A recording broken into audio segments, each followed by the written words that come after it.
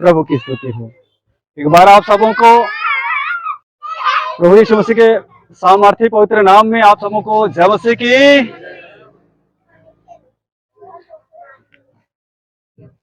आज यह विवाह का कार्य संपन्न होना है हमारे मध्य में। हम सब मिल करके ये जो प्रतिष्ठित कार्य है विवाह, जिसको हम लोग मिल करके सफल बनाएंगे, उससे पहले हम प्रभु के वचन में से कुछ पल इस संबंध में हम लोग ध्यान करेंगे, चिंतन करेंगे। वास्तव में विवाह क्या है? हम शांतपूर्वक बैठ करके कुछ देर हम लोग इसको ध्यान करेंगे कि विवाह के विषय में परमेश्वर का वचन हमें क्या सिखाता है। विवाह वास्तव में परमेश्वर का विधान है। Hello, hallelujah. विवाह परमेश्वर का विधान है, अर्थात उसका रचा हुआ एक ऐसा नियम है। उत्पत्ति किताब में जब हम पढ़ते हैं इस बात को,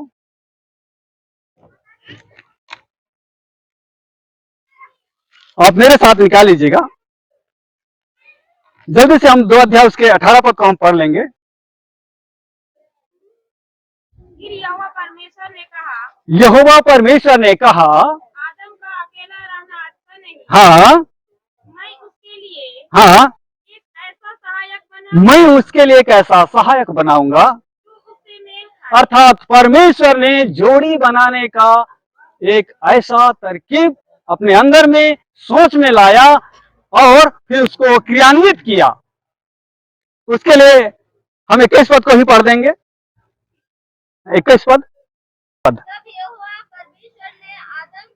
यहोवा परमेश्वर ने आदम को भारी नींद में डाल दिया। और जब वो सो गया, तब उसने उनकी एक पसली निकालकर हाँ, उनकी जगह मांस भर दिया। और यहोवा परमेश्वर ने उस पसली को हाँ, जो उसने आदम में से निकाली थी, हाँ, स्त्री स्त्री बना बना दी। दिया। देखिए, हाँ हाँ, धन्यवाद धन्यवाद। और हम इस बात के लिए एक बार हम लोग 1 अध्याय के 27 पद को ही पढ़ दीजिए, क्योंकि मैं बताना चाहता हूं जल्दी में कि विवाह परमेश्वर के द्वारा रचित एक ऐसा नियम है, उसका विधान है। तब परमेश्वर ने हाँ, मनुष्य को अपने स्वरूप के अनुसार हाँ, उत्पन्न किया। अपने ही स्वरूप के अनुसार परमेश्वर ने उसको उत्पन्न किया। हाँ, नर और नारी करके उसने मनुष्यों की सृष्टि की। नर और नारी करके परमेश्वर ने मनुष्यों की सृष्टि की, और इस रीति से परमेश्वर ने एक ऐसा नियम बनाया कि इंसान नर और नारी आपस में एक विवाहित दशा में रहें। ये परमेश्वर का विधान है। और विवाह क्या है बोलने से नंबर 2 हम देखते हैं कि ये मनुष्य की पूर्णता है। जब तक एक व्यक्ति का विवाह नहीं हुआ है तब तक वह अपूर्ण रहता है, अधूरा रहता है। जब एक युवक एक युवती के साथ विवाह कर लेता है तब उसकी अधूरा समाप्त हो जाती है, वो पूर्ण हो जाता है। हम इसके लिए उत्पत्ति किताब 2 अध्याय के 24 पद को पढ़ देंगे। इस कारण हाँ, पुरुष अपने माता पिता को छोड़कर हाँ, अपनी पत्नी से मिला रहेगा। अर्थात वे जो एक युवक का, एक पुरुष का जो अधूरापन है वो कवर किया जाएगा, वो पूरा होगा विवाह करने के द्वारा से। अर्थात ये विवाह जो है, यह जब तक विवाह नहीं हुआ है तब तक एक व्यक्ति अधूरा रहता है, क्योंकि उसमें से एक पसली निकाला गया है, वो अलग किया गया है। जब तक उस जगह में उस पसली को ला करके सटाया ना जाए तब तक वो अधूरा रहता है। इसलिए हे मेरे प्रियो, परमेश्वर का वचन जैसे कहता है, अब वे दोनों दो नहीं वरन एक तन होंगे, अर्थात उनकी अधूरापन पूर्ण होगा। विवाह मनुष्य की पूर्णता है। जैसे मत्स्य सुसमाचार 19 अध्याय में 20 बात को हम पाते हैं। एक बार आप से भी पढ़ देंगे, 4 और 5 पद में ये बात मिल जाएगी। इस कारण मनुष्य अपने माता पिता से अलग होकर इस कारण मनुष्य अपने माता पिता से अलग होकर अपनी पत्नी के साथ रहेगा अपनी पत्नी के संग रहेगा और वे दोनों एक तन होंगे। वे दोनों एक तन होंगे। अर्थात विवाह मनुष्य की पूर्णता है। और नंबर 3, विवाह समाज में आदर की बात है। ये एक प्रतिष्ठित कार्य है, जिसके विषय में इब्रानी का किताब 13 अध्याय के 4 पद में लिखा हुआ है। इसको भी आप पढ़ देंगे। विवाह सब में आदर की बात समझी हाँ, जाए। विवाह सब में आदर की बात समझी जाए विवाह बिछौना निष्कलंक रहे और बिछौना निष्कलंक रहे, क्योंकि परमेश्वर व्यभिचारियों और स्त्रीगमियों का न्याय करेगा। मेरे प्रियो, विवाह जो है वह सम्मानित कार्य है, यह आदर की बात है, यह प्रतिष्ठित कार्य है। जोड़ी तो अपने से अगर कोई बना लेता है तो वो समाज में आदर की बात नहीं है। कोई भी समाज इस बात को आदर नहीं देता है यदि बिना विवाह का एक युवक और युवती अगर आपस में जोड़ी बना लेते हैं तो वो अभद्र माना जाता है, वो न्याय संगत नहीं है, और समाज में वो आदर योग्य नहीं है। लेकिन समाज मिल करके जब एक युवक और युवती को विवाह के रस्म में जोड़ते हैं, निश्चित रूप से यह सम्मानित और प्रतिष्ठित कार्य है, यह आदर की बात है। और नंबर 4 हम देखेंगे कि विवाह एक अटूट बंधन है, यह कुछ दिन के लिए नहीं है। इसके लिए हम पढ़ेंगे पहला कुरिन्थी किताब 7 अध्याय उसके 39 पद को। जब तक कि स्त्री का पति जीवित रहता है, हाँ। तब तक वह उससे बंधी हुई है। हाँ। परंतु यदि उसका पति मर जाए तो जिससे चाहे विवाह कर सकती है। जीवित दशा में वे आपस में एक दूसरे के साथ बंधे हुए रहते हैं। ये परमेश्वर का कानून है कि विवाह एक ऐसा बंधन है कि वो विवाह के बाद अलग नहीं हो सकते, उनको एक साथ रहना है। इसलिए यह एक ऐसा बंधन है, एक अटूट बंधन है। लेकिन कई बार परमेश्वर के कानून को लोग तोड़ देते हैं, खेद की बात है। लेकिन परमेश्वर का नियम कहता है कि विवाह एक अटूट बंधन है।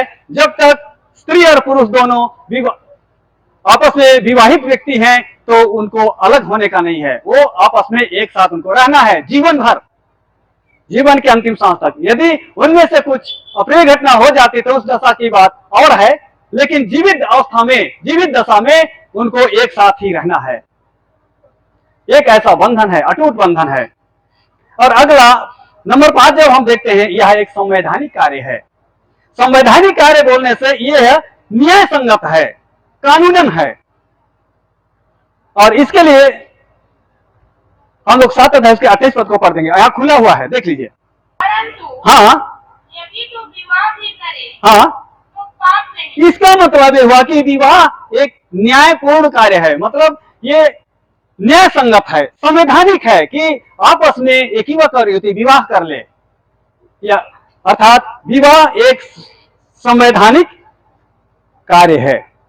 और यदि हाँ, बस हम अगला पॉइंट हम जब जल्दी में देख लेंगे तो वो ये है कि विवाह एक कानूनी प्रक्रिया भी है।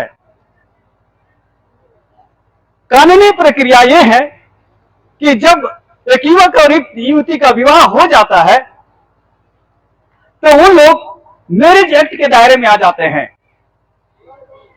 जैसे हर धर्मों का अपना अपना रिलीजन के आधार से एक्ट बना हुआ है। जैसे क्रिश्चियनों का क्रिश्चियन मैरिज एक्ट,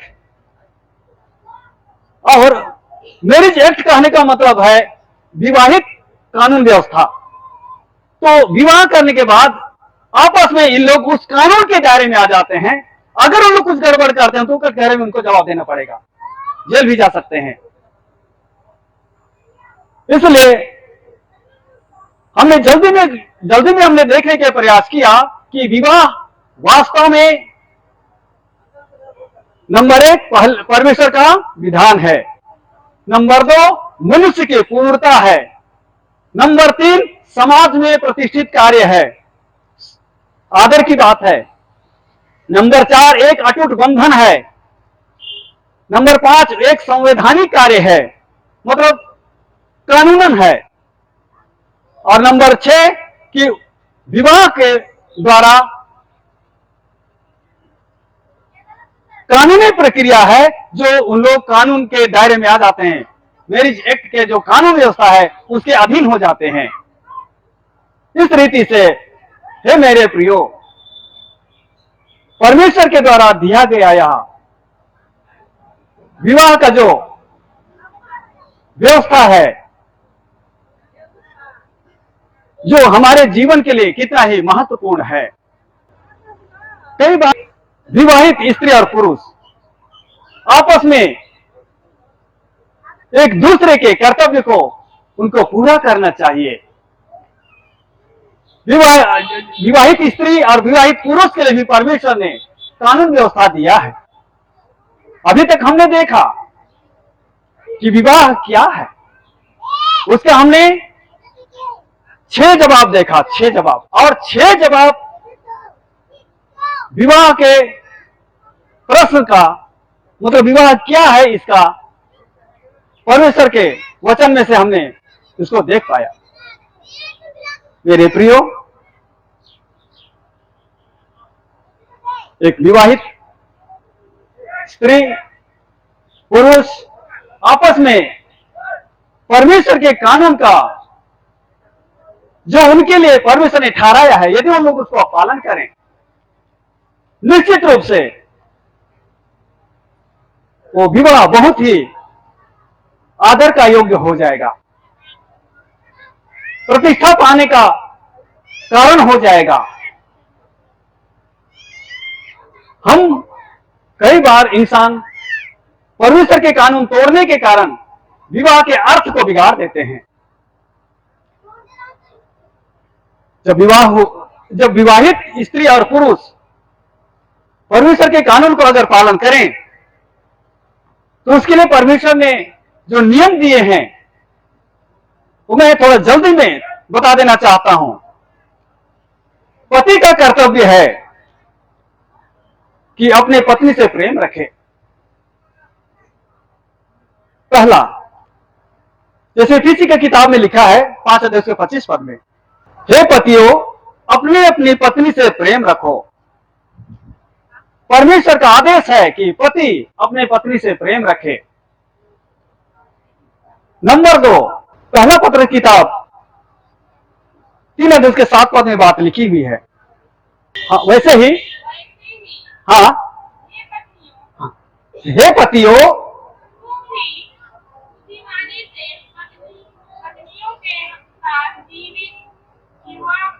हाँ हाँ, स्त्री को निर्बल पात्र जानकर उसका आदर करो, उसका सम्मान करो। कई बार पुरुष पत्नी को निर्बल पात्र नहीं जानने का भूल करता है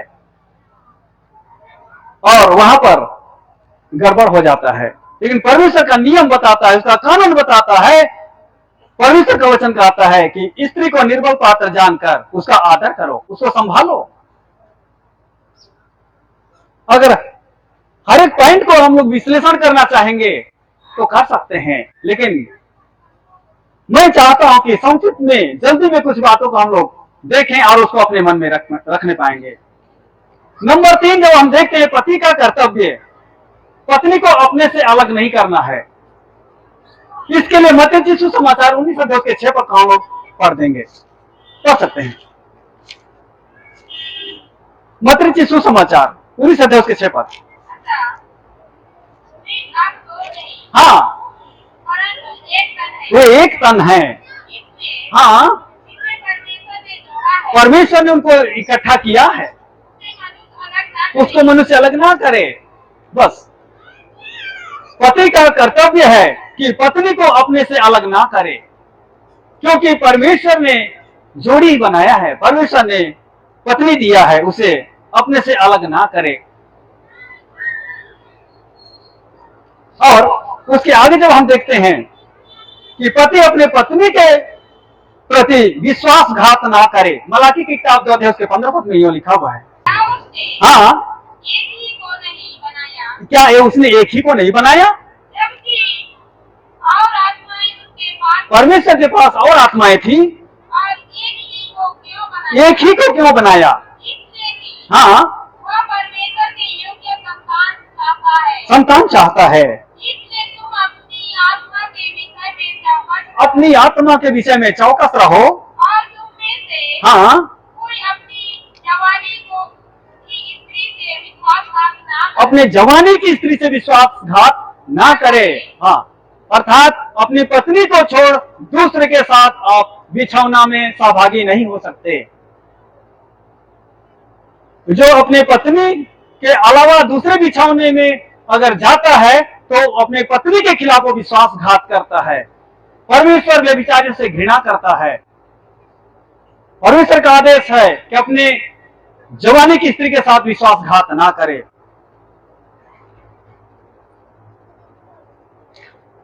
क्योंकि यदि उनके लिए और पत्नी चाहिए होती तो परमेश्वर उनके लिए बना देता। उनके लिए परमेश्वर के पास और आत्माएं थी, लेकिन उसने एक ही को बनाया क्योंकि परमेश्वर एक योग्य संतान चाहता है। हम लोग आगे देखते हैं तो हम पाते हैं कि अपनी पत्नी का हक पूरा करे। पति को अपने पत्नी का हक पूरा करना है, ये परमेश्वर का नियम है। और इस बात के लिए पहला कुरिन्थी 7 अध्याय उसके 3 पद में यूं लिखा हुआ है, इसको भी हम लोग एक बार जल्दी से पढ़ देंगे। पति अपने पत्नी का हक पूरा करे। हाँ हाँ, अर्थात पत्नी का हक पूरा करने से तात्पर्य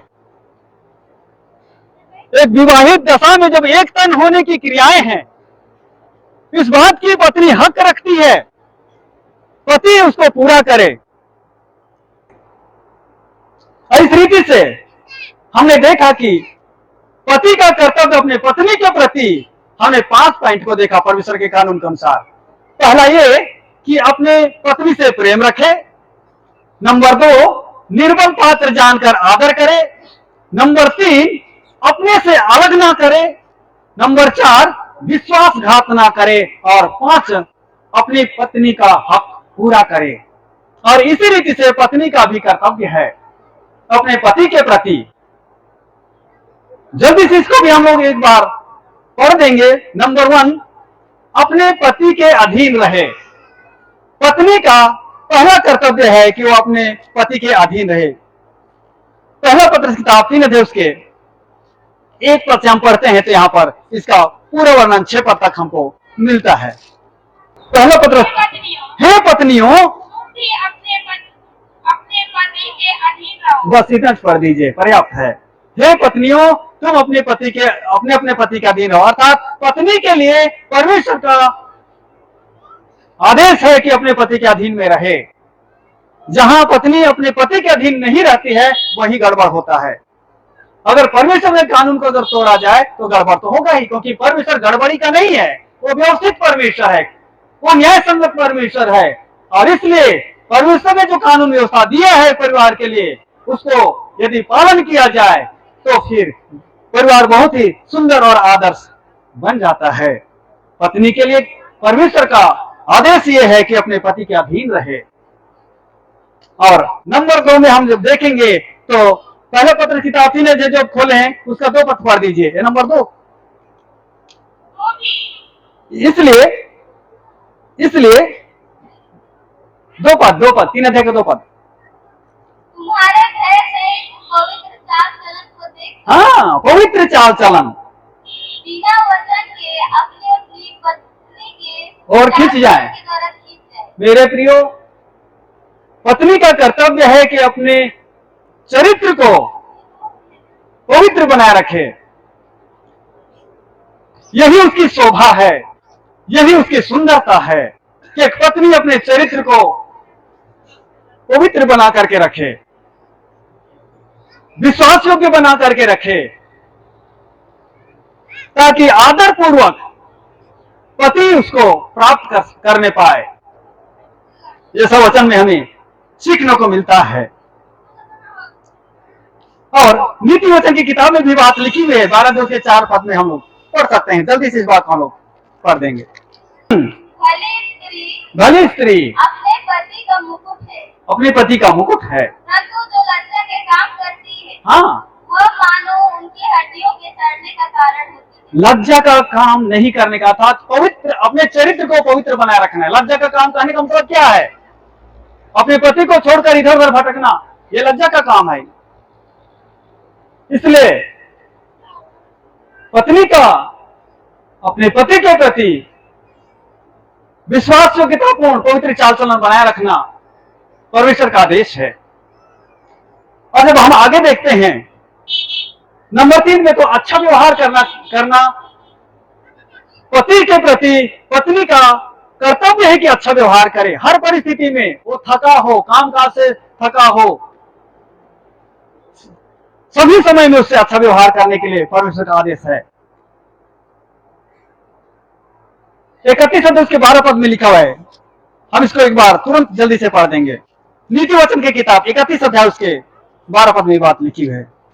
वह अपने जीवन के सारे दिनों में, हे पत्नियों, अपने जीवन के सारे दिनों में उससे बुरा नहीं वरन भला व्यवहार करना है। क्योंकि कई बार अगर पत्नियां खिचखिच व्यवहार करेंगी, चिड़चिड़ापन की व्यवहार करेंगे, तो नीति वचन बहुत कठोर कानून बताता है कि ऐसे झगड़ालू पत्नी के साथ रहने से अच्छा कि घर के कोने में रह जाए, ऐसा तक लिखा हुआ है। या कोई सुंदर स्त्री भला व्यवहार नहीं करती है तो फिर नथ में सोने पहने हुए सुवर्णी के समान, ऐसा बोला गया है। बहुत ही खतरनाक इसके लिए बोला गया है। हे पत्नियों, हे पत्नी, तू अपने पति के प्रति भला व्यवहार कर। भला व्यवहार करना ये तुम्हारा कर्तव्य है अपने पति के प्रति। और उसके आगे जल्दी से हम लोग देखते हैं, तो हमने पहले देखा वो ये है कि पत्नी अपने पति का सहायक है। हम उस पति की किताब इस बात को पढ़ चुके हैं 2 अध्याय उसके 18 पद में। 2 अध्याय उसके 18 पद में हम इस बात को पढ़ चुके हैं। एक बार उसको पढ़ देंगे। हाँ, आदम का अकेला रहना अच्छा नहीं। मैं उसके लिए एक ऐसा सहायक बनाऊंगा। जो उससे मेल खाए। अर्थात पत्नी उसके पति का सहायक है। उसके खेती बाड़ी में उसकी सहायता करना है उसको, उसके बिजनेस व्यापार में, उसके अगर नौकरी में, जो भी काम आपस में करते हैं, जीविकोपार्जन के लिए हो, उन्नति और विकास, सारे कामों में पत्नी अपने पति का सहयोगी हो। परमेश्वर का यही कहना है, और परमेश्वर इसीलिए बनाया है कि पत्नी अपने पति का सहायता करे। परमेश्वर का ओर से पत्नी के लिए अपने पति के प्रति एक कर्तव्य है। इसके विषय में तो यिर्मयाह की किताब 31 अध्याय के 22 पद में भी लिखा हुआ है। एक बार इसको आप पढ़ दें। नया अनुवाद में थोड़ा सा अंतर है, लेकिन पुराने अनुवाद में इसका सही उत्तर दिया गया है। 31 अध्याय 22 पद। हे भटकने वाली कन्या, हे भटकने वाली कन्या, कब तक तू इधर उधर फिरती रहेगी? यहोवा की एक नई सृष्टि पृथ्वी पर प्रकट होगी। हाँ, नारी पुरुष की रक्षा करेगी। हाँ, पुरुष की रक्षा करेगी। लेकिन मेरे बाइबल में लिखा हुआ है कि नारी पुरुष की सहायता करेगी। नारी पुरुष की सहायता करेगी। नहीं, ये आपका नया अनुवाद है। क्योंकि किसी के मोबाइल में है तो उसको खोल के पढ़ो। पुराना अनुवाद में मोबाइल में लोडिंग है किसी का, तुरंत पढ़ो ताकि आपको कंफ्यूजन ना रहे। मैं जो बता रहा हूँ आप। हे भटकने वाली कन्या, हे भटकने वाली कन्या, हाँ, यहोवा की एक नई सृष्टि पृथ्वी पर प्रकट होगी। एक नई सृष्टि पृथ्वी पर प्रकट होगी। नारी पुरुष की सहायता करेगी। हाँ, ये सही अनुवाद है। नारी पुरुष की सहायता करेगी। तो परमेश्वर का कानून है कि नारी अपने पति का क्या करे? सहायता करे। उसकी सहायता के लिए ही परमेश्वर ने बनाया। मूल उद्देश्य में भी हम लोग 18 पद में देख रहे थे। उसके आगे जब हम बढ़ते हैं तो पहले कुरिन्थी की किताब जैसे 7 अध्याय में एक बार खोल लीजिए, जल्दी से उसके और 4 पद को एक बार पुनः पढ़ दीजिए। यहाँ हक पूरा करने वाली बात है। कई बार अपने पति के हक को, जो अपने उसका हक बनता है, उस व्यवहार के प्रति पत्नी अगर नाटक करती है तो फिर यहीं पर गड़बड़ हो जाता है। 4 पद को पढ़ देंगे। पत्नी को अपने देह पर अधिकार नहीं, हाँ, पर उसके पति का अधिकार उसके देह, हाँ, वैसे ही पति को भी अपनी देह पर अधिकार नहीं, परंतु पत्नी का है। हाँ। और इस रीति से एक बार ना, अब इसके लिए उस पद को 3 पद को पढ़ दीजिए, तो मैं 4 पद पढ़वाया। हाँ, 3 पद को पति पढ़िए। अपनी पत्नी का हक पूरा करे, उसी रीति से, और वैसे ही पत्नी भी अपने पति का। हाँ, अर्थात एक दूसरे का हक पूरा करना ये परमेश्वर का आदेश है कि पति अपने पत्नी का हक पूरा करे और पत्नी अपने पति का हक को पूरा करे। और आगे एक पद हम लोग और देख लेते हैं, 7 अध्याय का 10 पद को पढ़ दीजिए, खुला हुआ है। 10 पद को पढ़ दीजिए। जिसका विवाह हो गया है, जिसका विवाह हो गया है, उसको मैं नहीं, हाँ, परंतु प्रभु आज्ञा देता है, प्रभु आज्ञा देता है कि पत्नी अपने पति से अलग ना हो। हाँ, कई बार पत्नी गलत ये करती है, कुछ छोटी मोटी बातें हो जाने से, नहीं तू अपने घर में रह, मैं तो चली, अलग होने का सोचना भी नहीं। अभी कुछ ही देर बाद में आप ऐसे भारतीय मैरिज एक्ट के कानून के अधीन हो जाएंगे, जो प्रभु के दास अभी उसको सर्टिफाई करके, जिनके पास वो अथॉरिटी है, आपको एक विवाह के बंधन में जोड़ने जा रहे हैं, आपको समस्या पड़ जाएगा। तुम अलग होने का सोचना भी मत, ना तो पुरुष ना तो स्त्री, तुम एक कानूनी दायरे में आ जाते हो। मेरे प्रियो, अभी तक हम लोगों ने विवाह क्या है ये भी देखा, और ये देखा कि पति का कर्तव्य अपने पत्नी के प्रति क्या है, और हमने ये भी देखा कि पत्नी का कर्तव्य अपने पति के प्रति क्या है, और पत्नी का कर्तव्य अपने पति के प्रति यह है कि अपने पति के अधीन रहे। 2, चाल चलन उसका पवित्र हो। नंबर 3, अच्छा व्यवहार करती रहे। नंबर 4, पति का सहायक हो। नंबर 5, अपने पति का हक पूरा करे। और नंबर 6, पति से अलग ना हो। इस रीति से हमने उनके कर्तव्यों को भी प्रभु के वचन में से देखा। जहां तक मैं कोशिश ये कर रहा हूं कि जितना कम टाइम में इस विषय को बता सकूं, एक हेडलाइन के तौर पर आप लोगों के बीच में इस बात को मैंने रखा है। और हे मेरे प्रियो, अंत में एक बात और कहते हुए मैं समाप्त करने जा रहा हूं, वो ये है कि विवाह क्यों जरूरी है। हेलो, विवाह क्यों जरूरी है, इसके विषय में बाइबल क्या कहती है, यह भी हमको जानना चाहिए। विवाह जरूरी तो है, लेकिन क्यों, उसके लिए बाइबल हमको जवाब देती है। नंबर 1, संतान उत्पत्ति के लिए विवाह जरूरी है। किसके लिए? संतान उत्पत्ति के लिए विवाह जरूरी है। बाइबल में इस बात का वर्णन है। उत्पत्ति किताब 1 अध्याय उसके 27 और 28 पद को आप लोग जल्दी से पढ़ देंगे। तब परमेश्वर ने मनुष्य को अपने स्वरूप के अनुसार उत्पन्न किया। हाँ, अपने ही स्वरूप के अनुसार परमेश्वर ने उसको उत्पन्न किया। हाँ। नर और नारी करके उसने मनुष्य की सृष्टि की। और परमेश्वर ने उनको आशीष दी और उनसे कहा, फूलो फलो और पृथ्वी में भर जाओ। फूलो फलो और पृथ्वी में भर जाओ। अर्थात विवाह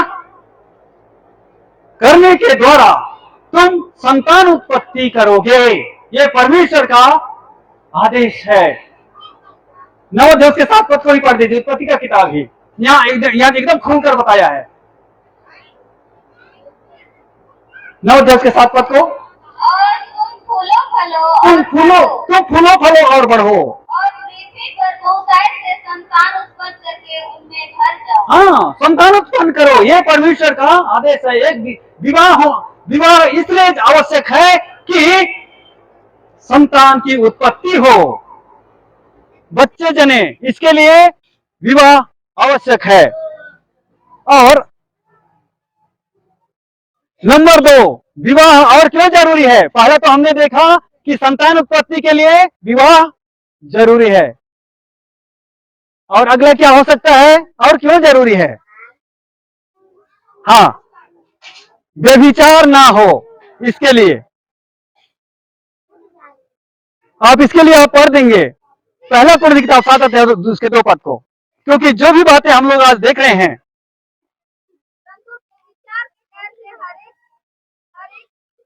हाँ, पति होना जरूरी है।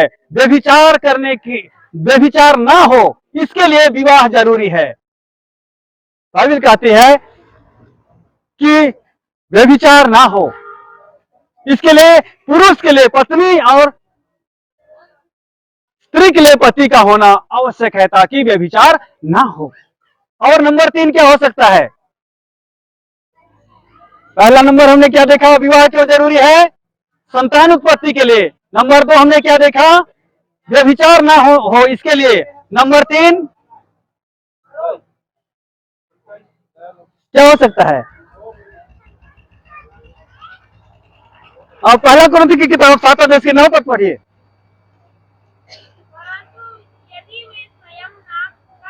यदि वे संयम ना रख सके, हाँ, समझ में आया आप लोगों को? कामातुर रहने से विवाह कर लेना भला है।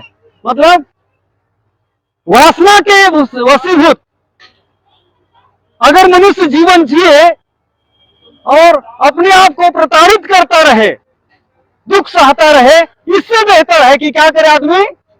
विवाह कर ले। काहे को? तो कामातुर बना रहेगा। तो विवाह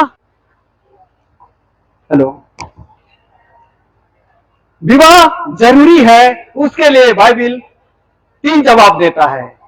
पहला, इसलिए विवाह जरूरी है कि विवाह करके संतान उत्पत्ति किया जाए, संतान उत्पन्न हो।